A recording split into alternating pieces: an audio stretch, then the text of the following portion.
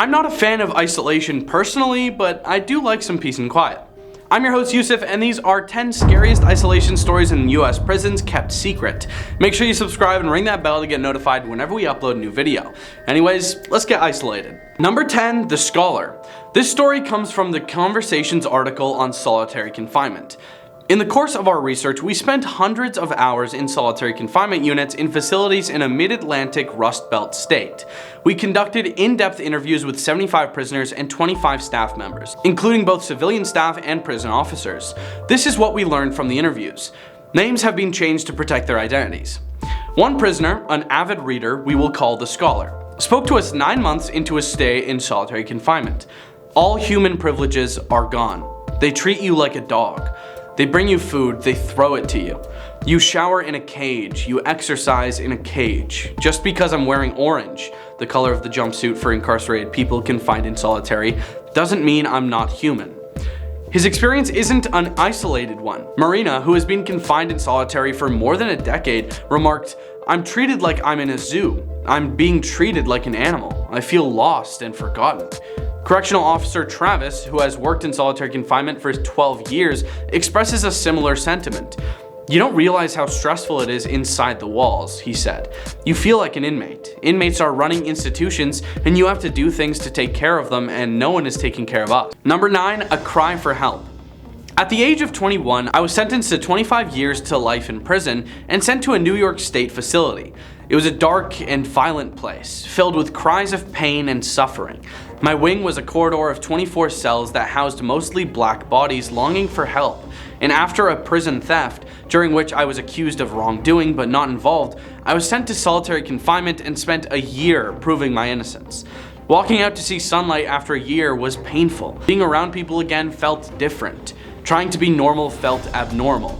Donna Hilton speaks at the #WhatAboutHer rally in support for the women being held at Rikers Island in front of the New York Stock Exchange on April 26, 2021 in New York City.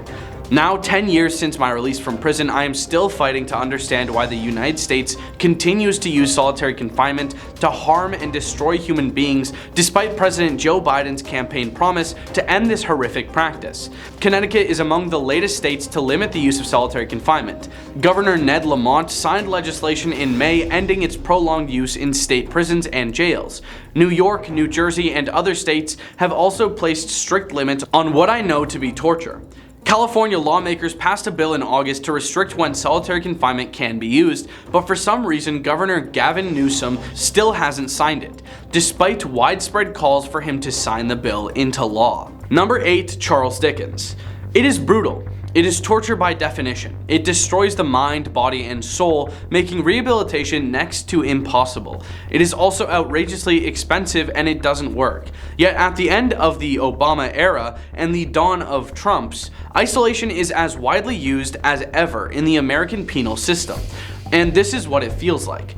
I believe that very few men are capable of estimating the immense amount of torture and agony which this dreadful punishment, prolonged for years, inflicts upon the sufferers. I hold this slow and daily tampering with the mysteries of the brain to be immeasurably worse than any torture of the body. That's what Charles Dickens said on visiting prisoners in solitary confinement at the Eastern State Penitentiary in Philadelphia in 1842. Number 7, 22 years. I spent 22 years and 36 days in solitary confinement. They sent me there on February 3rd, 1992, which actually just passed a couple of days ago, to separate me from some new young gang members arriving at the prison. Then they kept me in segregation after I attempted to strangle a guard. For the last 5 years of those years in solitary confinement, I never once came out of my cell. I used to go out to the exercise yard completely alone, but one day when I was out there, it was suddenly like all the air around me became a pressure force. I felt like I was between two pillars of concrete that were moving and crushing me, like I was having a heart attack. I couldn't breathe. I started banging on the door to the yard to go back inside. I knew I needed to get out of this open area. I ran back to my cell, and within minutes, I was okay again. It happened again when I went to the shower room. It felt like so much open space, my heart was exploding, my brain was exploding. I had the opposite of claustrophobia. I realized if it wasn't a small cell, it was too much for me. I was content in there, so I didn't leave.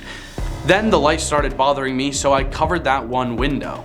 I didn't turn on the lights unless I absolutely had to. I lived in darkness. I was happy like that. Nobody bothered me. Eventually, just the thought of coming out of my cell for any reason would send me into a panic. Some of the guards used that to their advantage. They'd say, "We're gonna pull you out of your cell," just to play with me. Finally, they got to the point where they were like, just leave him there. Number 6, Hellish Elevator. This one comes from a woman interviewed by the BBC.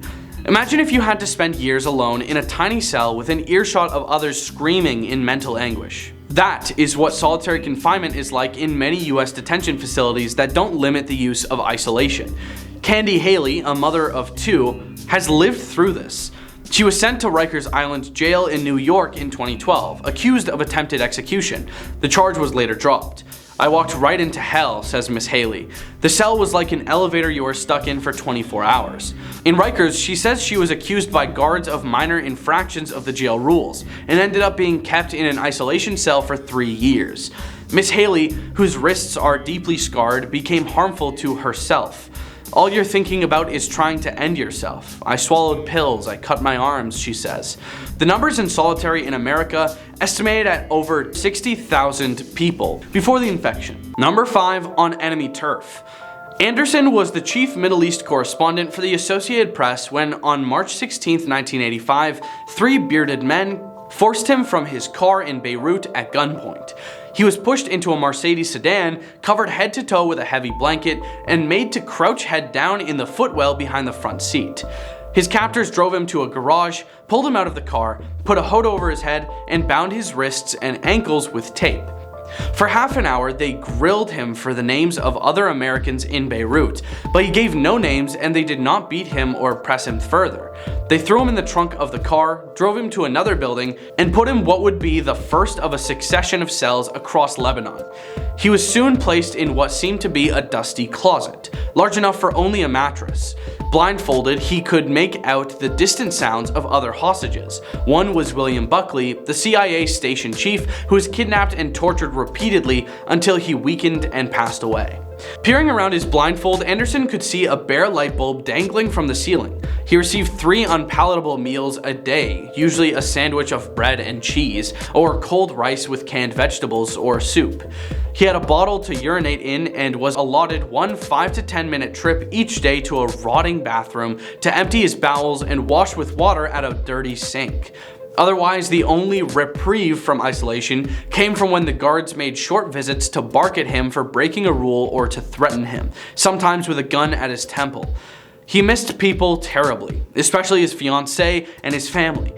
He was despondent and depressed. Then with time, he began to feel something more. He felt himself disintegrating.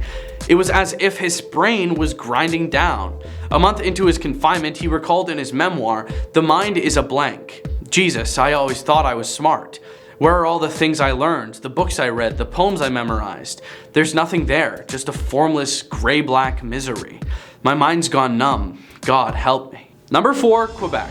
This one comes from US's cousin, Canada, but I'm just gonna put it in here because you need to hear this. Women incarcerated at the Leclerc Detention Center in Laval, Quebec, say people in isolation for the infection have been in lockdown 24/7, deprived of showers, medication, and changes of clothes for days on end, despite assurances from Public Security Ministry that inmates' needs are being met. The Leclerc Detention Center, a women's provincial jail currently housing 177 people, has been dealing with an infection outbreak since mid-January. Since its onset, 121 incarcerated people have caught the virus, according to Laval Public Health. As of one of the days, there were 23 active cases at the institution. CBC spoke with 2 inmates and is withholding their names to protect their identities.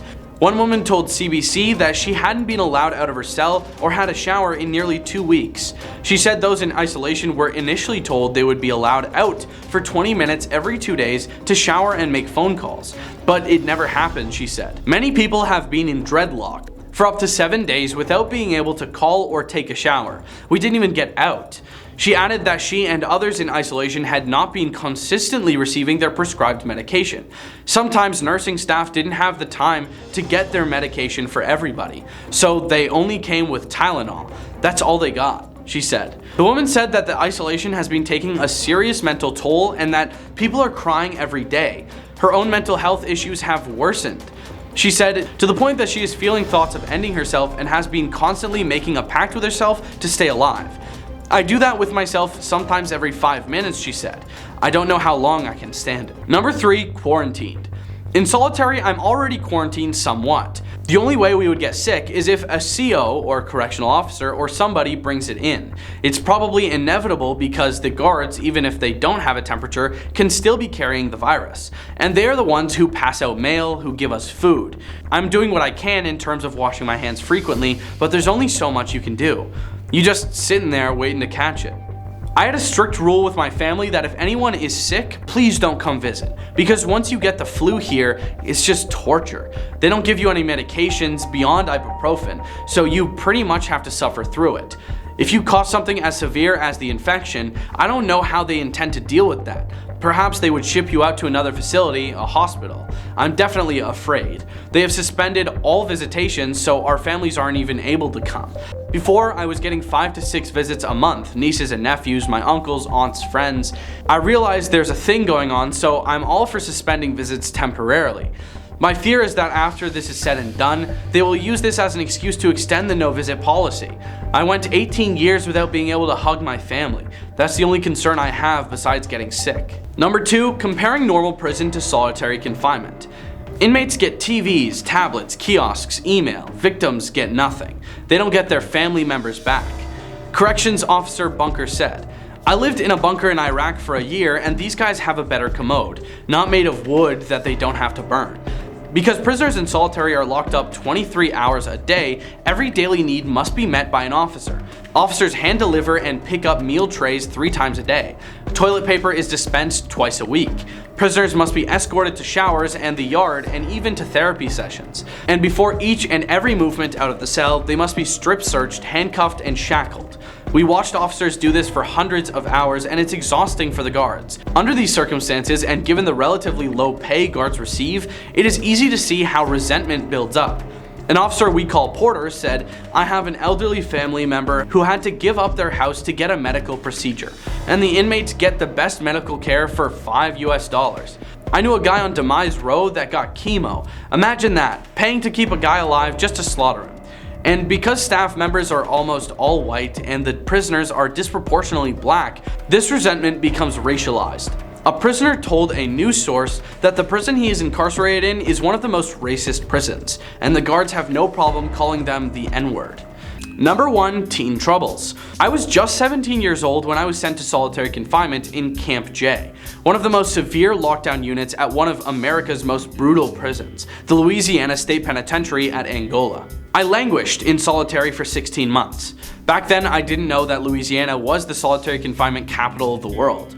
All I knew was that I'd been convicted of a crime I didn't commit, and I had to maintain my humanity in one of the most dehumanizing places on earth. It's called 23-in-1 because you spend 23 hours alone in your cell, with 1 hour to take a shower or make a phone call, if allowed. There are no educational programs. You are stuck in your cell with just the voices in your own head and the cries of men who have already gone mad. Most of the other people in my unit were suffering from severe mental illness. I remember how they would ram their heads into the bars, play with their own defecation, or throw urine or feces. The hardest part of living in solitary confinement is trying not to lose hope. Each morning that I woke up in solitary confinement, I would quote the same serenity prayer I remember my father reciting when I was young. God, grant me the serenity to accept the things I cannot change, the courage to change the things I can, and the wisdom to know the difference. Thanks for watching. Leave a like and comment if you enjoyed this video, and we'll see you next time on Crime Time, baby.